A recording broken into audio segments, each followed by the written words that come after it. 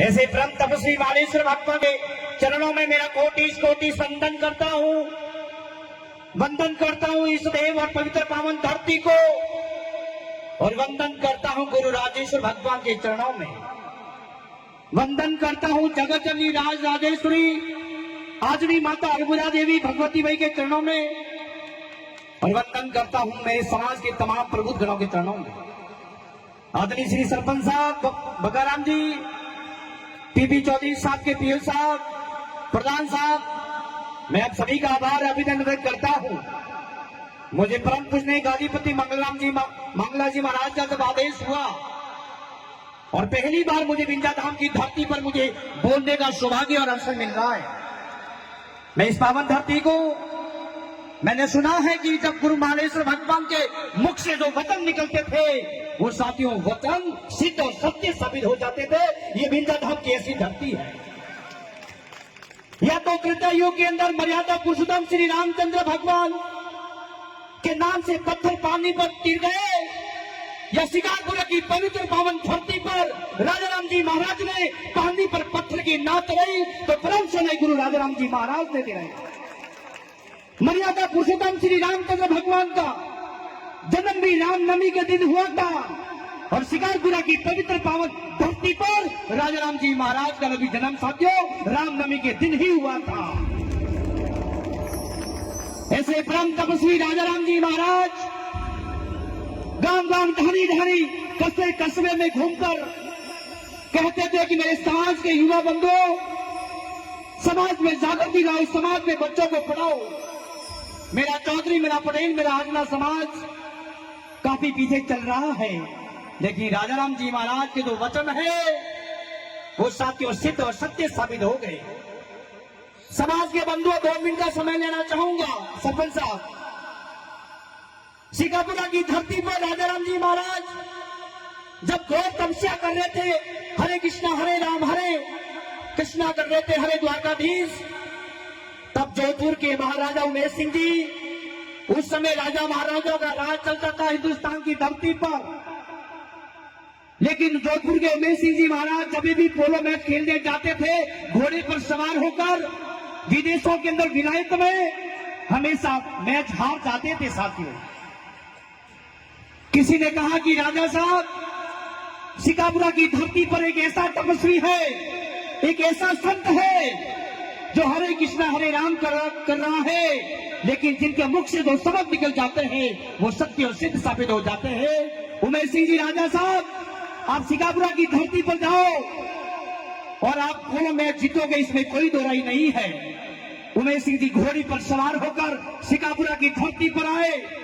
जोधपुर और शिकारपुरा के बीच में 20-25 किलोमीटर का डिस्टेंस से दूरी है। उमेश सिंह जी वहां से रवाना हुए और शिकारपुरा की धरती पर राजा राम जी महाराज के सामने दंडवत प्रणाम करते हुए कहने लगे कि धूप जदाना धनिया पधार में अर्ज करी उड़वार, कि धूप जदाना धनिया पधार में अर्ज करी उड़वार, भगवत हूँ जाऊ हमें विलायत पोलो खेलन पार, और पोलो खेलना शरत सु 7 समुद्रा पार, गुरुदेव में इन कारण आयु अटे पूजन साची बात, और अगर आप मने जिता दो तो पूजो नित प्रभात। राजा राम जी महाराज ने द्वारकाधीश को याद करते हुए कृष्ण भगवान को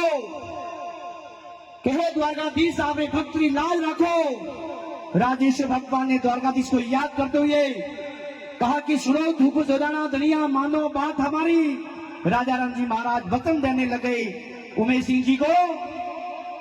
कि सुनो धूप जलाना धनिया मानो बात हमारी, और खुशी होते जाओ रम्मा पोलो विलायत सारी, और 4 फुट में डंगो बाजेला होशी जीतो तुम्हारी। उसमें उमेश सिंह जी की भारी जीत हुई और पहली बार हुई।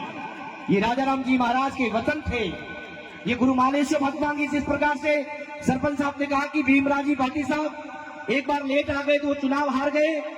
ये वचन सिद्ध थे मालेश्वर भगवान, जिनको वचन दे देते थे वो सत्य और सिद्ध साबित हो जाते थे। परम सदय गुरु देवराम जी महाराज का चाहे चिंतन हो, चाहे गुरु परम सदय गुरु शिक्षा के प्रबल क्रांतिकारी गुरु कृष्णाराम जी महाराज का त्याग या तपस्या हो, या संत सीताराम जी महाराज का वो निस्वार्थ भाव हो, जो शिकापुरा की धरती पर आज अपना चौधरी समाज यदि आगे बढ़ा है तो इस संत महात्मा की कृपा है।